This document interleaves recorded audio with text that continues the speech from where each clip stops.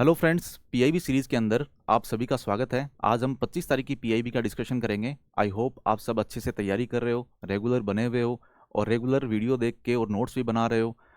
और जो कल एग्ज़ाम दे के आए हैं वो उस ट्रॉमा से निकल पाए होंगे। हालांकि मुझे पता है कि उस ट्रॉमा से निकलना इतना आसान नहीं है, क्योंकि हम ज़िंदगी के इतने ज़्यादा साल, इतने इंपॉर्टेंट साल इस एक एग्ज़ाम के लिए लगा देते हैं। और उसके बाद में हम जैसे इतना टफ पेपर एग्ज़ाम हॉल के अंदर जाके सॉल्व करने की कोशिश करते हैं, उस चक्कर में हम नेगेटिव मार्किंग वगैरह इतना ज़्यादा कर देते हैं। बाहर आके देखते हैं तो किसी के 50, 20, 30, 70 यहाँ तक ही नंबर बन रहे हैं। तो एक बहुत ही नेगेटिव इम्पैक्ट पड़ जाता है हमारी लाइफ के ऊपर और हमारे सोचने समझने की क्षमता के ऊपर। लेकिन हमें एक छोटी सी आशा की किरण, जो आगे एग्ज़ाम देने जा रहे हैं, जो 2027 का एग्ज़ाम देने जा रहे हैं और या 2026 वाले हैं, वो भी यदि सोच रहे हैं कि प्लान बी यदि उनके पास में है, उसको साथ में लेते हुए हम 2027 का एग्ज़ाम साथ में देंगे, तो उसके लिए एक छोटी सी आशा की किरण मेरे को दिखती है। और वो है पीआईबी की ये सीरीज़। पीआईबी एक गवर्नमेंट का ऑफिशियल डाटा होता है, ऑफिशियल एक विज्ञप्ति, नोटिफिकेशन, जो भी सरकार कुछ काम कर रही है तो वो सब कुछ पीआईबी के अंदर आता है। और वहाँ से लगभग 25 से 30 क्वेश्चन डायरेक्टली यहाँ से पूछे गए हैं। इनके अंदर जो स्टेटमेंट हैं, जो अंदर से ऐसे सोचते हैं हम कि जैसे डीप के अंदर पूछा गया है, तो वो स्टेटमेंट है वो भी यहाँ पे डायरेक्टली लिखे हुए थे। तो आप ये मतलब अब एक साल के लिए एक ध्येय बना लो कि हमें पीआईबी को डेली रेगुलर रखना है। और जैसे मैं 30 मिनट के अंदर अंदर डेली का जो पीआईबी का सेशन है उसको ख़त्म करने की कोशिश करता हूँ। और इसकी लिमिट मैंने बांध नहीं रखी है, लेकिन आपके लिए सहूलियत रहे और इम्पोर्टेंट चीज़ें लगभग सब आ जाएं। मेरा ये टारगेट रहता है कि 90% हमारे एग्ज़ाम के अंदर जो आने वाला है वो मैं यहाँ पे आपको कवर करा पाऊँ। और मुझे पता है कि आप 1.5 की स्पीड पे देखते हो, तो 30 मिनट का मतलब ये होता है कि आप 17-18 मिनट, 20 मिनट के अंदर, 20 मिनट के अंदर आप उसको कवर कर सकते हो। 30 मिनट के अंदर अंदर ही मैं कवर कवर करवा देता हूँ। तो एक पीआईबी की जो जो सेशन है ये बहुत ही इंपॉर्टेंट है, क्योंकि पीआईबी से ही जैसे न्यूज़पेपर हैं या अलग अलग जो आर्टिकल्स हैं वो यहाँ से ही जाके उसके आगे जो न्यूज़पेपर वाले हैं वो छापते हैं। तो एक ऑफिशियल ऑथेंटिकेट डाटा आपके पास में यहाँ से मिलता है। और ये न सिर्फ प्री के लिए, मेंस के लिए भी बहुत ज़्यादा इंपॉर्टेंट है। ठीक है, तो जैसे हम देख लेते हैं पहले कि 2027-26 के अंदर अभी जो प्री का कल एग्जाम हुआ है तो उसके अंदर कौन कौन से पीआईबी के अंदर से सीधे क्वेश्चन पूछे गए हैं। जैसे पहला क्वेश्चन था, भारत फोरकास्ट सिस्टम का से संबंधित आया था। तो इसके अंदर डायरेक्टली लिखा हुआ है कि आईआईटी मुंबई के द्वारा किया गया है। और उसके अलावा जैसे यहाँ पे एक विलेज के बारे में बता रखा है कि ये वेदर फोरकास्ट सिस्टम है, विलेज स्पेसिफिक है, ये लिखा हुआ है। तो ये डायरेक्टली जैसे हेडिंग होती है, मेन हेडिंग है, उसी से ही सीधे क्वेश्चन पूछे गए हैं। ठीक है, फिर उसके बाद में जैसे आपको पता है एक मूवी का नाम आया था, फिल्म बूम के बारे में, जो बाफ्टा है, इसके अंदर इसको अवार्ड मिला था। उसकी कैटेगरी भी एक इसके अंदर हेडिंग के अंदर ही लिखी हुई है। उसके अंदर जो न्यूज़ के अंदर जो चीज़ें हैं वो एक्स्ट्रा हैं। उसके अलावा जैसे आप देखो कि हेडिंग के अंदर ही लगभग क्वेश्चन सॉल्व होने वाले हैं। फिर आगे हम देखते हैं, जैसे मिशन सुदर्शन चक्र के बारे में क्वेश्चन आया हुआ है कि क्या है ये। फिर उसके बाद में जैसे एआई इम्पैक्ट समिट है तो उसके बारे में क्वेश्चन पूछा गया है। पीपल, प्लेनेट और प्रोग्रेस, ये तीन उसमें गलत दे रखे थे, वो पूछा हुआ है। फिर 7 चक्रास के बारे में एआई इम्पैक्ट समिट है, उसके अंदर ये पूछा हुआ था। फिर ये अगला है कि ये निरंतर वाला, निरंतर हमें पहली बार देखने को मिला था, ये पीआईबी के अंदर देखो डायरेक्टली दिया हुआ है। उसके बाद में जैसे ये है नेशनल कंज्यूमर डे है, उसके ऊपर ये बॉम्ब डिस्पोजल सिस्टम है, उसके बारे में दे रखा है। और इसके अंदर नंबर भी दे रखे थे, जो मतलब कुछ संख्याएं थी, 20.40 ऐसे कुछ करके था, बीआईएस मानक संबंधित। तो वो भी इसके अंदर दे रखा है और एग्जैक्टली ये कवर कर रहा है। ये देखो कब की न्यूज़ है, 28 दिसंबर 2025 की। फिर आगे हम देखते हैं, ये नेशनल क्रिटिकल मिनरल्स के बारे में क्वेश्चन आया था। तो ये पीआईबी बैकग्राउंडर होता है, तो उसके अंदर पूरे अच्छे से कवर किया जाता है। जैसे ये गहरे समुद्र वाला है, डीप ओशन मिशन वाला था, तो ये पीआईबी बैकग्राउंडर के अंदर ही न्यूज़ थी ये। तो वो जैसे मतलब मत्स्य 6000 वाला क्वेश्चन था, मत्स्य 6000 वाला क्वेश्चन था, तो वो डायरेक्टली यहाँ से पूछा गया है। उसके अंदर एक एक स्टेटमेंट यहाँ से मिल जाएगा, आपको दूसरी जगह जाने की जरूरत ही नहीं पड़ेगी। उसके बाद में ये नेशनल क्वांटम मिशन के बारे में था। नेशनल क्वांटम मिशन के अंदर देखो आप, ये 50 से 1000 ये दिया हुआ है। ठीक है, इंटरमीडिएट टाइप में हम बनाएंगे। और उसके अलावा ये जो 4 थीमेटिक हब है ये भी स्टेटमेंट के अंदर लिखा हुआ था। ये डायग्राम है वो बहुत ज़्यादा इंपॉर्टेंट होते हैं। ये भी पीआईबी बैकग्राउंडर की ही न्यूज़ थी, ठीक है, तो ये भी डायरेक्टली पूछे हुए हैं। उसके बाद में ग्रीन हाइड्रोजन प्रोडक्शन पोटेंशियल के बारे में है। जैसे ग्रीन हाइड्रोजन है क्या, एक स्टेटमेंट इससे संबंधित था, और बाकी एक स्टेटमेंट था ये 50 MMT, ये वाला था कि 50 MMT of green house gases emission avoided by annually, कि मतलब इतनी ग्रीन हाउस गैस हैं वो हम कम कर देंगे इसके द्वारा। तो ये डायरेक्टली ग्रीन हाइड्रोजन प्रोडक्शन है, तो उसके बारे में दिया हुआ है पीआईबी बैकग्राउंडर के अंदर। फिर राष्ट्रीय ग्राम स्वराज अभियान है, ये भी यहाँ पे है। फिर देखो आप, ये सागरमाला प्रोग्राम है उसके बारे में दिया हुआ है, उसके 5 पिलर हैं वो बता रखे हैं। मतलब मैं एक एक पेज पे 2-2 क्वेश्चन लेके आया हूं। इसके अंदर देखो आप, जीनोम इंडिया प्रोजेक्ट है साइंस टेक का। फिर प्रधानमंत्री कार्यालय है, तो जो जर्मनी के चांसलर ने यहाँ पे विजिट की थी अपने 12-13 जनवरी को यहाँ पे विजिट की थी, तो वो न्यूज़ है यहाँ पे। फिर अगला देखो आप, ये जो ध्रुव 64 है इससे संबंधित क्वेश्चन था, तो ये भी यहाँ पे पूरा दिया हुआ है। ये डायग्राम वगैरह दे के बहुत ही अच्छे से समझाया हुआ था। ये पीआईबी बैकग्राउंडर के अंदर ही था, बैकग्राउंडर्स के अंदर ही था। जैसे इसके की फीचर्स हैं वो बता रखे हैं, और उसके अलावा ये पुराने नाम क्या थे वो भी बता रखे हैं इसके अंदर। उसके बाद में जैसे आपने क्वेश्चन देखा होगा BUR4, ये क्वेश्चन देखा होगा, ये भी डायरेक्टली इसके अंदर दिया हुआ है। मैं कुछ क्वेश्चन हो सकता है कि डायरेक्टली सारे स्टेटमेंट इसके अंदर नहीं हो, पर लगभग मतलब मैं कह रहा हूं कि 80 से 90% तक जो मैं बता रहा हूं वो सब कुछ कवर करने वाले क्वेश्चन है ये। फिर India's commitment to disability right. अब इसके अंदर जैसे आप 3 स्टेटमेंट थे। एक तो एक्ट से संबंधित था, दूसरा सुगम्य भारत से संबंधित था, और तीसरा एक वो थी NDFDC ऐसे कुछ था नाम, ये संस्था थी। तो ये तीनों चीजें जो ये 2 दिसंबर की न्यूज है पीआईबी की, उसके अंदर ये तीनों चीजों के बारे में साथ में ही बता रखा है एक ही न्यूज आर्टिकल के अंदर। उसके बाद में हम आगे देखते हैं। आप काउंट कर लेना, मैं काउंट करूंगा तो हो सकता है कि 100 से ऊपर भी चले जाए क्वेश्चन, लेकिन ये 25 से 30 के समथिंग होंगे शायद। इसरोज नेशन, ये है इसरो का विकसित भारत अभियान, तो ये इन स्पेस है, इन स्पेस से संबंधित क्वेश्चन था। तो उसके लिए है ये कि अग्निकुल कॉस्मोस है, तो उसने पहला रॉकेट कर दिया 3D प्रिंटेड, वो भी एक अलग अलग आर्टिकल है। फिर मिनिस्ट्री ऑफ कॉमर्स की न्यूज़ है, ये ONDC के बारे में। मैं अभी हाल फिलहाल में, जैसे मैंने अभी 1 महीना शुरू किया है पहले ही, तो उसके अंदर ही ONDC को मैंने बता दिया, आपको शायद 2 बार बता दिया ONDC को ही। फिर उसके बाद में अगला क्वेश्चन था ये विजंगम पोर्ट के बारे में, ठीक है, तो ये भी इसके अंदर पीआईबी में दिया हुआ है।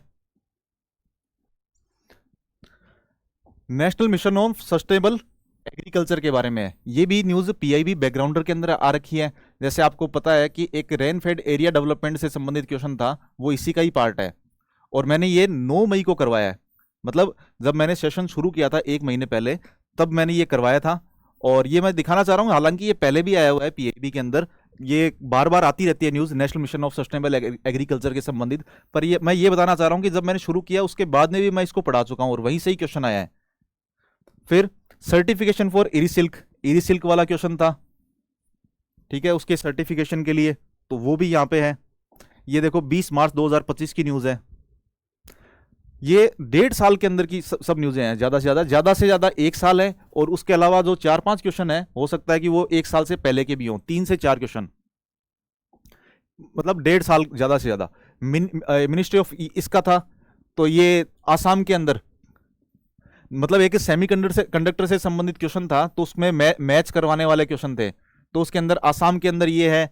फिर एक और न्यूज़ थी कि ये सेमीकंडक्टर मिशन है, तो इसके अंदर 2 पॉइंट और दे रखे हैं, तो आप मैच आसानी से कर सकते हो इसके अंदर। उसके बाद में तो इस तरीके से लगभग आपके, ये तो मैंने एक आपको आइडिया दिया है ऊपर ऊपर से। उसके अलावा जैसे मैं बताता हूं आपको, एक बिम्स्टेक सेंटर वाला है, फिर बीएनएस से संबंधित है, यूएन पीस कीपिंग मिशन से संबंधित क्वेश्चन था, ब्लॉकचेन से संबंधित है, माधव टाइगर रिजर्व है, उसके संबंधित न्यूज इसके अंदर पीआईबी के अंदर बता रखी थी। रेड प्लस प्रोग्राम है जो इंडिया के अंदर कहाँ पे लागू किया था पहला, तो उसके संबंधित क्वेश्चन था, तो वो भी इसके अंदर था। फिर एमपीआई हो गया, फाइनेंशियल इंक्लूजन इंडेक्स है, वित्तीय समावेशन सूचकांक है, उससे संबंधित क्वेश्चन था। ऐसे करके काफी सारे क्वेश्चन है। ये मैं मिनिमम लेके चलता हूं कि कोई यदि क्लेम करे तो इस तरीके से करे कि मैं गलत ना हूं। ठीक है, तो आपको पता चल गया कि पीआईबी की इंपॉर्टेंस कितनी ज्यादा है।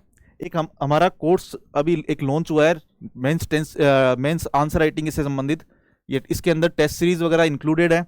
6 मंथ का लाइव कोर्स होगा और इसके अंदर 300 पीवाईक्यू और जो नए क्वेश्चन है उनकी प्रैक्टिस भी करवाई जाएगी। आपको करंट अफेयर बेस्ड क्वेश्चन दिए जाएंगे, उनकी आंसर राइटिंग है वो लाइव करवाई जाएगी और 1-to-1 मेंटरशिप मिलेगी उसके अंदर। और जो आपकी कॉपी होगी वो ऑडियो फॉर्मेट के थ्रू चेक हो जाएगी उस टाइम पे ही।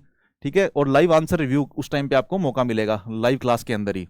तो आप हमारी ऐप है स्टडी विद डीजे, वहां पे जाके आप इसको ज्वाइन कर सकते हो, क्योंकि आपको पता है कि प्री से पहले मेंस की तैयारी बहुत ज़्यादा इंपॉर्टेंट होती है। हालांकि प्री का एक वन स्टॉप सॉल्यूशन हम कोशिश कर रहे हैं ये पीआईबी के थ्रू, और लेकिन फिर भी आपको मेंस की तैयारी बहुत ही अच्छी रखनी पड़ेगी। प्री होने के बाद में यदि आप मेंस को अच्छे से नहीं कर पाओगे तो कोई सेंस नहीं रह जाएगा और आप उसी साइकिल के अंदर बंद के रह जाओगे। ठीक है, तो चलो आज के सेशन के अंदर हम 2 आर्टिकल हैं उसको हम देख लेते हैं। पहला आर्टिकल है India's cold water fisheries emerging as a key pillar of blue economy. इसका मतलब है कि जो ठंडे पानी के अंदर जो मत्स्य उत्पादन होता है, जो ब्लू इकोनॉमी के प्रमुख स्तंभ के रूप में किस तरीके से उभर रहा है। आपको पता है कि ये जो नॉर्मल जो मछलियां होती हैं वो ठंडे पानी की मछलियों की तुलना के अंदर अलग होती हैं। जैसे आपने यूपीएससी के अंदर प्री के अंदर देखा होगा कि गोल्डन मशीर के बारे में एक क्वेश्चन आया हुआ था पहले, तो वो ठंडे पानी की मछली है और वो कहाँ कहाँ पे होती है और किस तरीके से ये हमारे काम आती है। पीआईबी के अंदर मिनिस्ट्री ऑफ फिशरीज और एनिमल हस्बेंड्री है, तो उसके अंदर ये क्वेश्चन आया हुआ है।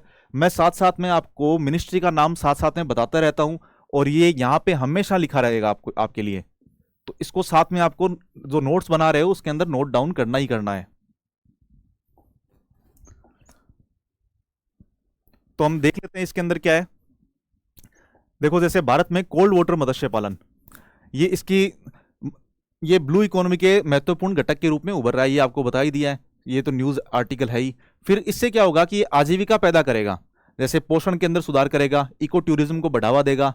और ये ऊंचाई वाली झीलें, जैसे मतलब ऊपर वाली झीलें हैं, जैसे नैनीताल के अंदर हो गया या फिर वुलर लेक हो गई, ऐसी झीलों के अंदर ये मत्स्य पालन ज्यादा होता है, जो ठंडे पानी की जो मछलियां होती हैं उनका। और ये बर्फ से पोषित जो नदियां हैं वहां पे या फिर उनसे संबंधित जो धाराएं हैं वहां पे इसका मत्स्य पालन किया जाता है। अब इसके लिए आवश्यक दशाएं क्या क्या होती हैं वो इंपॉर्टेंट है। जैसे टेम्परेचर है, तो टेम्परेचर है वो 5 डिग्री से 25 डिग्री तक होना चाहिए। टेम्परेचर है वो 5 डिग्री से 25 डिग्री के बीच के अंदर होना चाहिए, इससे ज़्यादा गर्म नहीं होना चाहिए। फिर जैसे आपको डिजोल्व ऑक्सीजन है तो उसकी मात्रा भी अच्छी होनी चाहिए कि 6 मिलीग्राम पर लीटर आपके डिजोल्व ऑक्सीजन की मात्रा होनी चाहिए। इससे क्या है कि वो सर्वाइव कर पाएंगे उस पानी के अंदर, और उनको पानी भी स्वच्छ चाहिए। जैसे ये पीएच का मान है, ये 6.5 से लेके 8 तक ये पीएच का मान होना चाहिए इनका, तब ये यहाँ पे एक अच्छी कंडीशन के अंदर यहाँ पे मत्स्य पालन किया जा सकता है। उसके बाद भारत के अंदर 278 से ज्यादा इस तरीके की प्रजातियां पाई जाती हैं। 278 से भी ज्यादा मछलियां यहाँ पे हैं। और जैसे इसके एग्जाम्पल हैं कुछ प्रजातियों के जो फेमस हैं, रेनबो ट्राउट है, गोल्डन मछली है और स्नो ट्राउट है। ये इंपॉर्टेंट मछलियां हैं। और जैसे ये 3% का जो टोटल हमारा मत्स्य उत्पादन होता है उसके अंदर 3% ही योगदान देती हैं ये। और जैसे 7,000 मीट्रिक टन तो हम टोटल जो कोल्ड वाटर मछली है तो उसका उत्पादन करते हैं। उसके अंदर सबसे ज्यादा जो ट्राउट है ये सबसे ज्यादा उत्पादन होती है, जो मतलब 7,000 से 6,000, टोटल मान लो 7,000 मीट्रिक टन है और उसमें से 6,000 तो यही है।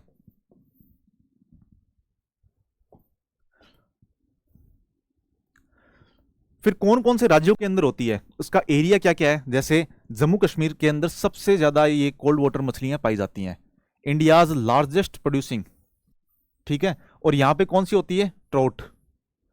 फिर हिमाचल है, तो हिमाचल के अंदर भी पाई जाती हैं, जहाँ पे कैप्टिव ब्रीडिंग वगैरह की जाती है। फिर उत्तराखंड के अंदर क्या है कि उत्तरा फिश करके एक ब्रांड चल रही है, वो मत्स्य पालन को बढ़ावा देने के लिए काम काम कर रहे हैं ये। और लद्दाख है, तो लद्दाख के अंदर भी पाई जाती है। तो यदि आपको मैच द फॉलोइंग या फिर स्टेटमेंट दिया जाए तो आपको पता होना चाहिए कि जम्मू, हिमाचल, उत्तराखंड और लद्दाख यहाँ पे पाई जाती हैं। आप लद्दाख देख के काट मत देना, क्योंकि आपको लगता है कि वहाँ पे तो फ्रेश वाटर है नहीं, ऐसा कुछ सोचते हैं हम, तो लेकिन यहाँ पे भी पाई जाती हैं। फिर अब कौन कौन सी स्कीम चल रही है इससे संबंधित, जो मत्स्य संपदा योजना है, आपको पता है प्रधानमंत्री मत्स्य संपदा योजना है, एक तो ये चल रही है। फिर एक फंड बनाया है हमने, FIDF, fisheries and aquaculture infrastructure development fund है, ये बनाया है। फिर इंटीग्रेटेड एक्वा पार्क बनाए जा रहे हैं, एकीकृत मछली वाले पार्क हैं वो बनाए जा रहे हैं। उसके बाद में 4 कोल्ड वाटर फिशरीज क्लस्टर बनाए हैं हमने, 4 है वो कोल्ड वाटर के, ठंडे पानी के फिशरीज के क्लस्टर बनाए हैं, ठीक है। और जैसे अनंतनाग है, पिथौरागढ़ है, कुल्लू है, कारगिल है, यहाँ पे कोल्ड वाटर फिशरीज क्लस्टर बनाए हमने।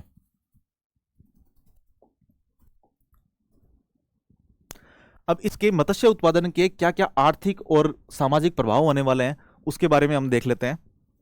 कि कोल्ड वाटर वाले राज्यों के अंदर आजीविका सहायता मिलेगी। उसके अलावा जैसे बीमा योजनाएं हैं, तो बीमा के अंदर उनको कवर किया जाएगा मछुआरों को, इससे उनको आर्थिक सहायता मिलेगी।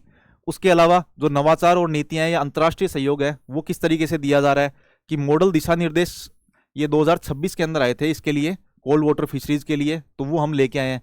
मॉडल दिशा निर्देश 2026, मॉडल गाइडलाइन लेके आए थे 2026 के अंदर। उसके बाद में मत्स्य पालन स्टार्टअप, इस क्षेत्र में डिजिटल ट्रेसेबिलिटी प्लेटफॉर्म, ये कीवर्ड है कुछ, ये आपको याद रखना है, कहीं भी आप एग्जाम के अंदर यूज में ले सकते हो। Digital traceability platform, smart feeding system और ड्रोन सक्षम लॉजिस्टिक, ये 3 कीवर्ड हैं, इनको आप नोट कर सकते हो। कहीं भी कोई ऐसी एग्जाम के अंदर क्वेश्चन के अंदर आपको देखने को मिले कोई इसको यूज ले सकता हूं मैं या ले सकती हूं, तो इसको जरूर लिख लेना, इससे एक अलग ही इंपैक्ट पड़ता है। फिर भारत ज्ञान और तकनीक के आदान प्रदान के लिए नॉर्वे और आइसलैंड के साथ अपना अंतर्राष्ट्रीय सहयोग मजबूत कर रहा है। मतलब हम नॉर्वे और आइसलैंड है तो उसके साथ में भी सहयोग मजबूत करके, और ये फिशरी सेक्टर है इसके अंदर हम बढ़ावा देने की कोशिश कर रहे हैं। अगला है भव्य योजना से संबंधित। भव्य योजना, पहली बात आपको पता होना चाहिए, वाणिज्य और उद्योग मंत्रालय की स्कीम है ये, मंत्रालय हमेशा आपको याद रखना है। और उसके बाद में ये भव्य योजना है, तो इसके अंदर 100 औद्योगिक पार्क बनाए जाएंगे, इंडस्ट्रियल पार्क बनाए जाएंगे, जो 6 साल के अंदर कुल बनाए जाएंगे, 6 ईयर के अंदर बनाए जाएंगे। और ये केंद्रीय क्षेत्र की योजना है, मतलब सेंट्रल सेक्टर स्कीम है ये। इसका मतलब है कि 100% खर्चा है वो केंद्र सरकार देगी, ठीक है। तो ये भव्य योजना से संबंधित अगला आर्टिकल है, तो हम आगे देख लेते हैं इसके अंदर क्या क्या चीजें हो रहे हैं। जैसे मैंने बताया आपको कि ये सेंट्रल सेक्टर स्कीम है, केंद्रीय क्षेत्र की योजना है, इसके अंदर विश्व स्तरीय औद्योगिक पार्क विकसित करना इसका काम है, ताकि क्या है कि निवेश हो सके, विदेशी निवेश यहाँ पे आसानी से आ सके। तो ये क्या है कि मेक इन इंडिया प्रोग्राम है और PM गति शक्ति है, मेक इन इंडिया और PM गति शक्ति है। तो इसके अनुसार इसके मतलब ये भागीदारी देगा, ये इंडस्ट्रियल पार्क है तो इसको बढ़ावा देने की काम करेगा। और ये भारत के अंदर मैन्युफैक्चरिंग इकोसिस्टम है, मतलब विनिर्माण का जो इकोसिस्टम है उसको मजबूत करने का काम करेगा।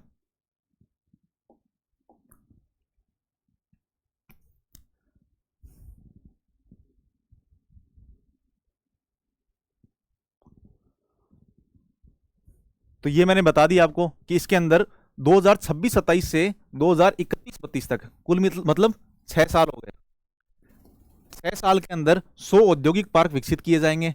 अब पात्रता क्या होगी, पात्रता ये होगी कि यहाँ पे ग्रीन फील्ड और ब्राउन फील्ड दोनों टाइप के औद्योगिक पार्कों का विकास करने का प्रावधान है। ग्रीन फील्ड आपको पता है कि एक खाली प्लॉट है उसके अंदर ही औद्योगिक पार्क बनाया जाएगा, और ब्राउन फील्ड का मतलब ये होता है, मैं आसान भाषा में समझा रहा हूं, वैसे टेक्निकल डेफिनेशन अलग है।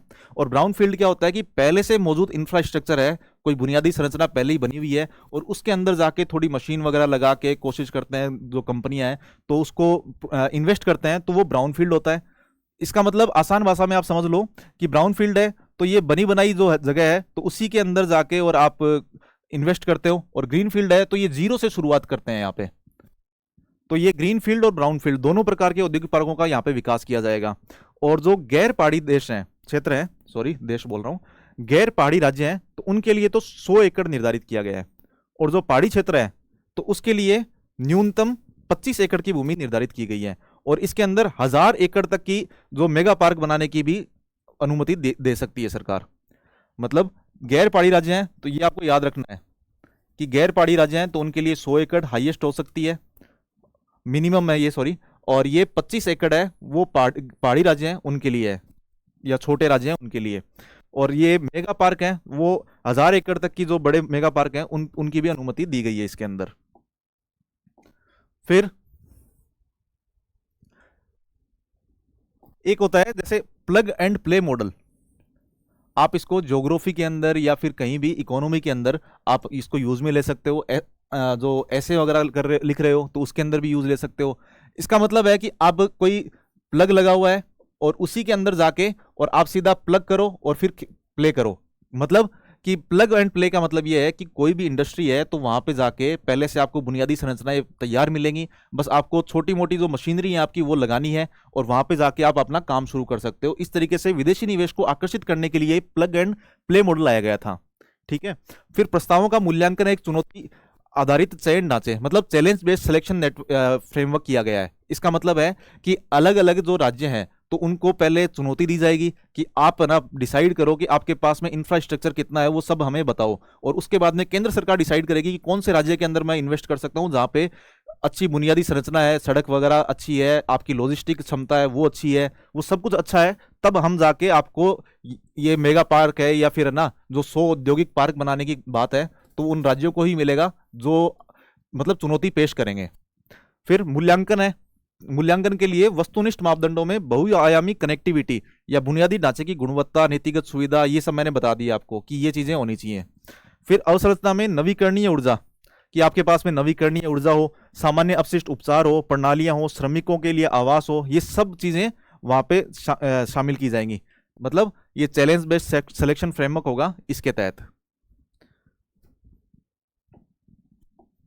ठीक है। फिर इसका कार्यान्वयन कैसे होता है? कंपनी अधिनियम है 2013 का, उसके तहत एक एसपीवी बनाया जाएगा, स्पेशल पर्पस व्हीकल।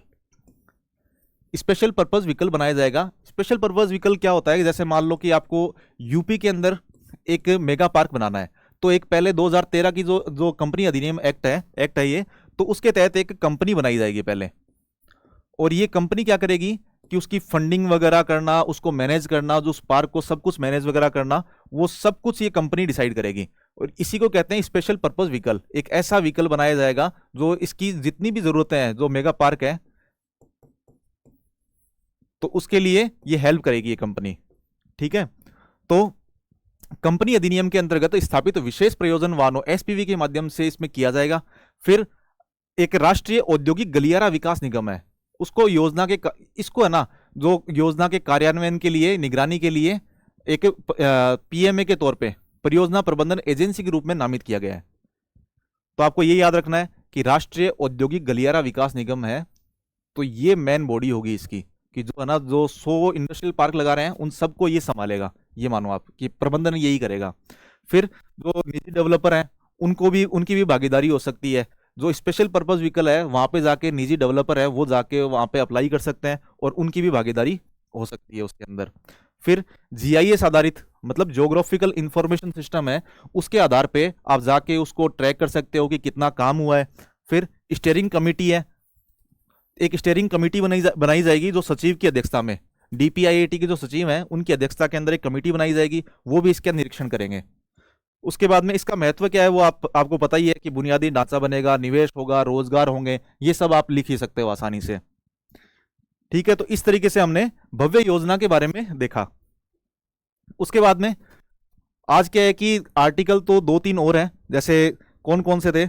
एक तो विकसित भारत जी राम जी था, वो मैं पहले कवर करवा चुका हूं आपको। फिर एशिया उत्पादक संगठन है, वो भी मैं पहले कवर करवा चुका हूं। और कनाडा के साथ में सीईपीए, एक एग्रीमेंट हो रहा है, तो वो उसकी वार्ता वगैरह चल रही है अभी, तो CPA उससे संबंधित और कौन कौन से हैं वो सब कुछ मैं आपको बता चुका हूं। फिर जैसे 3 न्यूज़ हो रहे हैं वो मैं कल कवर करूंगा, क्योंकि आज वीडियो थोड़ा लंबा हो सकता है, और जैसे ही हमें टाइम मिलेगा वो न्यूज़ हम कवर करेंगे, कुछ कल करेंगे कुछ परसों करेंगे, लेकिन छोड़ेंगे नहीं हम। जैसे इबोला से संबंधित है, बिरसा मुंडा से संबंधित है, और एक कंचनजंगा से संबंधित है। ये 3 आर्टिकल हैं, वो या तो कल करेंगे, कल साथ साथ में यदि कल न्यूज़ कम हुई तो हम उसको परसों कल ही कर लेंगे, वरना हम परसों भी कर सकते हैं उसको। ठीक है, चलिए आज का सेशन यहीं समाप्त करते हैं। Thank you.